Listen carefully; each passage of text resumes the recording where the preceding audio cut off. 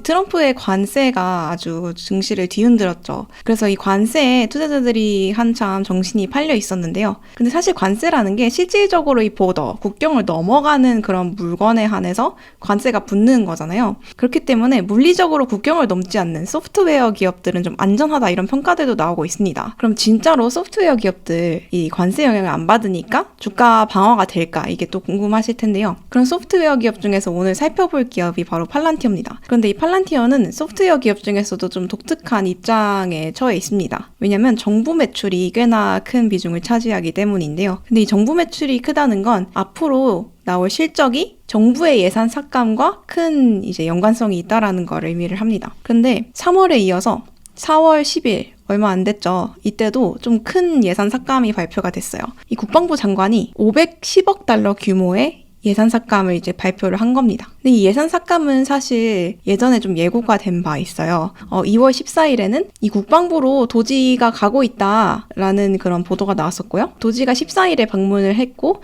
그리고 20일에 이런 발표가 나왔어요. 국방부가 앞으로 매년 500억 달러를 절감할 것이다 라고 얘기를 했습니다. 이게 향후 5년 동안 국방부 예산을 8% 가까이 삭감할 것이다 라고 얘기를 했었는데 이 8%를 삭감한다는 건 매년 500억 달러씩 삭감을 해야 달성 가능한 수치라고 해요. 그래서 500억 달러를 얘기를 한 건데요. 이 헥셋 그러니까 이 국방부 장관이 그 예산 삭감을 발표한 이후로 팔란티어 주가가 이 고점과 저점 기준으로 했을 때 40% 가까이 하락을 했습니다. 그러니까 절반 가까이 하락을 한 거죠. 그럼 실제로 지금까지 얼마나 국방부 예산이 삭감이 됐는지 그걸 살펴보면요. 앞서 발표했던 510억 달러 그리고 3월 달에도 5,800만 달러 정도 좀 소규모 예산 삭감이 발표가 됐었는데요. 총 합치면 511억 달러 정도라고 보시면 되겠습니다. 이 511억 달러 정도 규모는 전체 정부 부처 22개 중에서 12위 수준이라고 합니다. 도지 웹사이트에서 가져온 이 실시간 정부 부처의 그 예산 삭감 순위를 가져온 건데요. DOD, 그러니까 이게 국방부인데 국방부가 12위를 기록하고 있는 걸 알 수 있죠. 이처럼 예산 삭감에 이제 도지는 굉장히 진심인 그런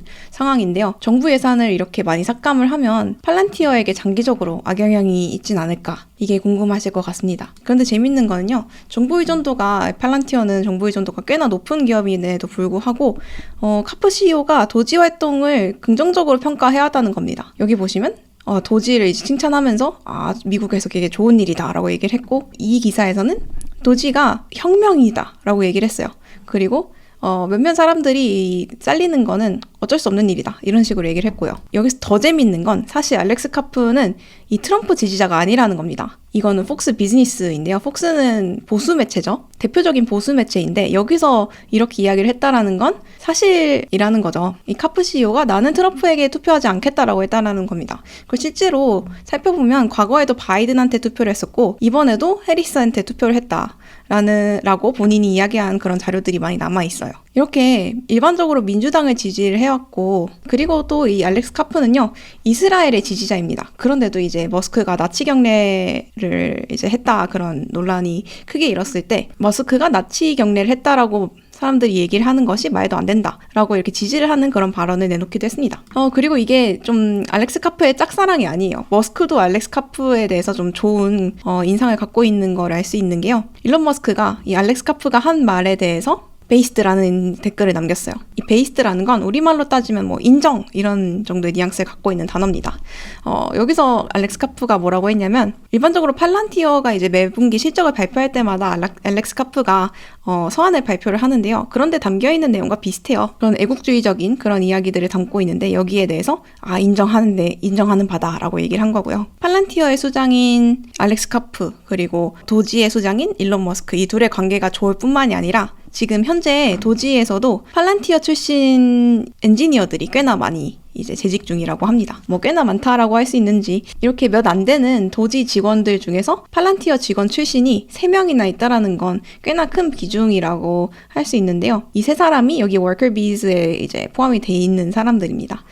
이 실무진이라고 할 수 있는데요. 이 실무진에 팔란티어 출신들이 좀 포함되어 있는 것도 도지가 예산안을 삭감을 할 때 팔란티어와 관련된 것들에 한해서는 좀 긍정적으로 작용할 수 있는 요소라고도 분석이 나오고 있습니다. 실제로도 이제 도지가 팔란티어와 협업을 개입을 하는 사례도 포착이 됐어요. 와이어드에서 나온 보도인데요. 4월 10일이래요. 팔란티어가 도지의 미국 국세청 데이터 프로젝트를 수주했다라는 겁니다. 그래서 실제로 한번 살펴봤어요. 이게 4월 달에 나온 기사니까 가장 최근에 이제 IRS와 체결한, 그러니까 국세청과 체결한 그런 계약을 살펴봤는데요. IRS, 그리고 4월 2일. 이때 이제 계약이 이행이 시작이 되는 그런 시점을 의미를 하는데, 이때를 한번 보시면요. 계약 규모는 25만 달러, 그리고 소프트웨어와 관련된 계약이고, description, 그러니까 이 어떤 무엇을 하는 계약이냐라고 하면은 new OCPO task order 이렇게 되어 있습니다. 근데 이게 도대체 무슨 내용이냐, 이렇게 짧은데 상당히 모호한 워딩입니다. 단순히 조달 부서에서 신규 계약을 체결했다 이런 내용이 되어 있어요. 근데 이제 계약 이행이 시작이 된 날짜가 4월 2일이고, 그리고 이것도 되게 좀 모호하게 되어 있는 걸로 봐서는 와이어드 기사에서 언급된 프로젝트가 요거일 가능성이 좀 있다라고 보여집니다. 도지가 이제 팔란티어와 함께 하고 있는 이 IRS 프로젝트가 도대체 뭐냐? 팔란티어 엔지니어들이랑 국세청 이제 엔지니어들이 함께 해커톤을 한다고 했어요. 근데 이 해커톤에서 무엇을 개발을 하느냐면요. 국세청 기록에 접속할 수 있는 메가 API를 이제 개발을 하고 있다라고 얘기를 했습니다. 그런데 이 소프트웨어와 관련된 단어들이 좀 익숙하지 않은 분들도 계실 것 같아요. 그래서 API가 무엇인지에 대한 설명을 드리려고 하는데요. API라는 거는요, 두 소프트웨어가 서로 통신할 수 있도록 하는 기술입니다. 쉽게 말하면요, 우리가 이 스마트폰에서 일상적으로 사용하는 것 중에 이제 날씨 어플이죠. 이 날씨 어플에서 날씨를 보여주기 위해서는 기상청에서 이 날씨 데이터를 가져와야 되잖아요. 이 과정에서 이 날씨 어플과 이 기상청의 데이터베이스 사이가 통신할 수 있도록 도와주는 기술이 API라고 보면 되겠습니다. 그렇다면 지금 이 IRS 프로젝트에서는 어떤 게 되냐면요. 뭔가 국세청 직원들이 사용하는 업무용 소프트웨어가 있을 텐데요. 그 업무용 소프트웨어와 국세청의 그런 각종 납세자들의 데이터가 담겨있는 그런 데이터베이스가 있을 텐데, 이 둘이 서로 통신할 수 있도록 하는 그런 API를 만든다는 거예요. 그런데 이 프로젝트의 중요성은 와이어드 기사보다 이 기고문에서 더 자세하게 담겨 있었습니다. 이 기고문은 이 보수 성향 시민단체인 전미 납세자 연맹에 올라온 기고문인데요. 여기서 이렇게 얘기를 했어요.